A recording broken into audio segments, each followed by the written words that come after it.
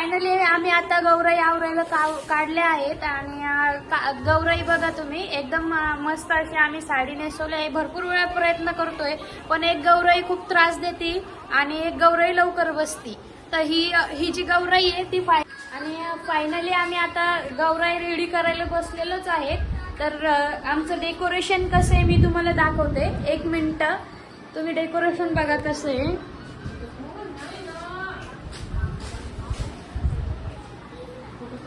हे असल्या प्रकारचं डेकोरेशन केलेलं आहे.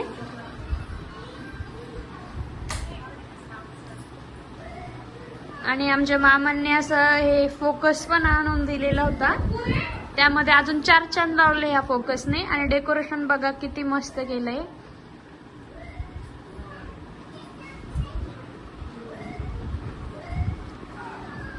राणी काय म्हणणं आहे तुझं? आपल्या घरी गौराई येत आहे, छान वाटते, आनंदमय वाटतंय ना?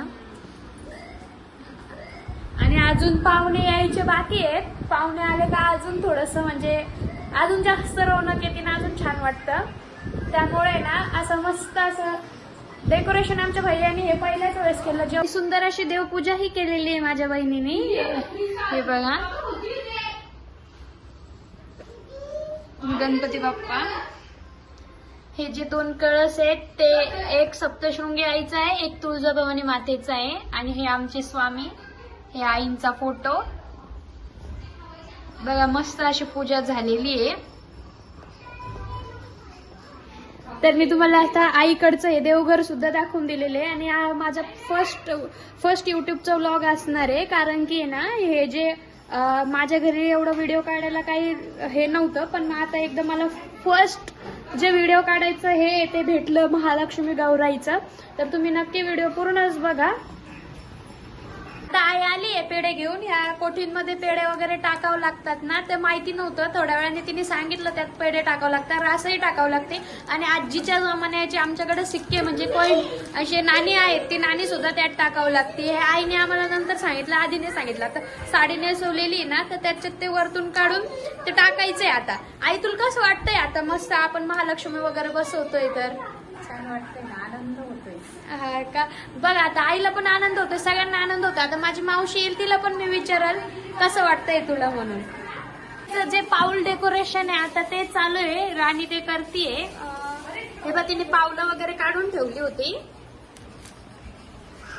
आणि ते आता फ्लावर. आणि ह्या ज्या पेट्या आहेत का त्या आमच्या आजीच्या काळाच्या, आजीच्या सासूच्या पेट्या या. आणि आता ही 4थी पिढी आहे जी त्यांची महालक्ष्म्यांची चालू आहे. आणि ह्या पेट्या एवढ्या जुन्या आहेत, एवढ्या जुन्या म्हणजे कमीत कमी त्याला 70-80 वर्ष त्याला म्हणजे आरामशीर झालेल्या असेल. आणि अजून एक जी पेटी आहे ती महालक्ष्मीची, मी तुम्हाला ती पण नक्कीच दाखवल, तर तुम्ही ती नक्की बघा. ती पेटी कमीत कमी 150 वर्ष जुनी असेल. आजीच्या सासूची पेटी होती ती. 150 ते 200 वर्ष पूर्ण पेटी म्हणजे जुनी पेटी असेल. तर तुम्ही स्वतःच बघून तिला म्हणशाल का खरंच ही पेटी खरंच खूप जुनी आहे. मी तुम्हाला ती पेटीही दाखवते. आई काय करते तू?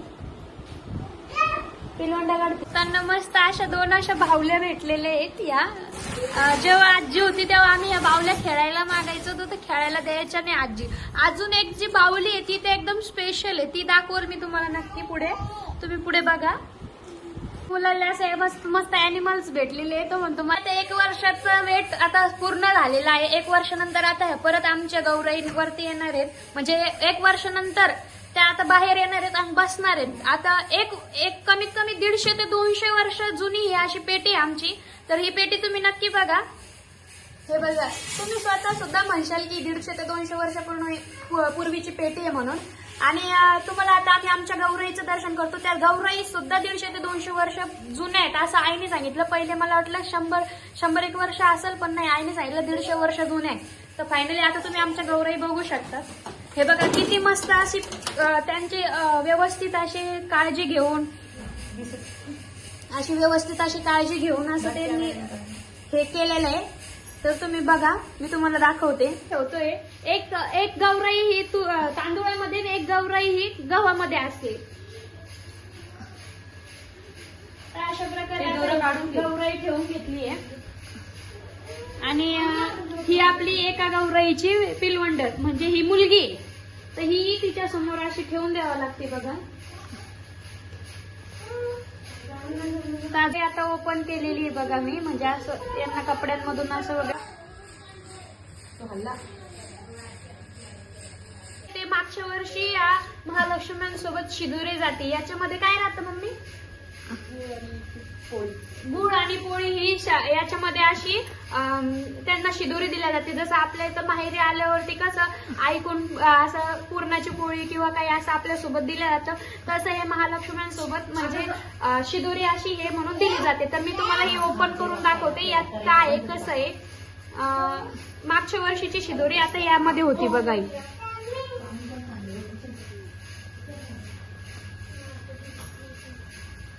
आता 1 वर्ष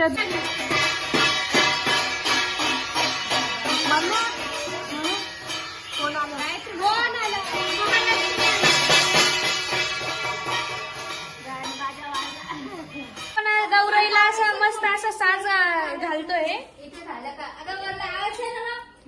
हे बघा ही राणी असं मस्त आरती राणी असं मस्त मिळून साज घालताय.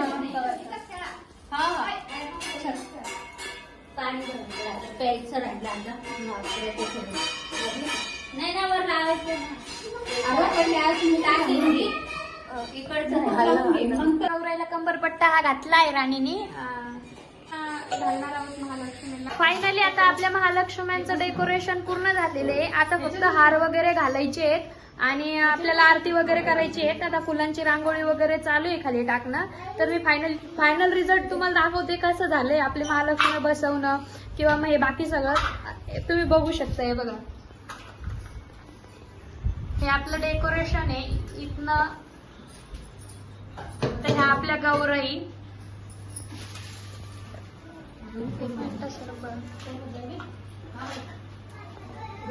थांब ना 2 मिनिटं आवडते ना मला.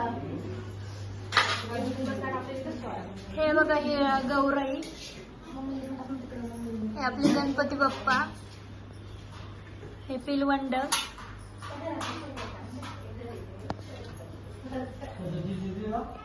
हे आपल्या बळीराजाला साथ देणारे असे बैल, हे ओटीचं सामान, हा 5 राशी आणि हे फराळ. हे बघा हे धन बघा किती मस्त आलेले. हे पण ठेवायचा मान राहतो बघा यामध्ये. हे असं धन.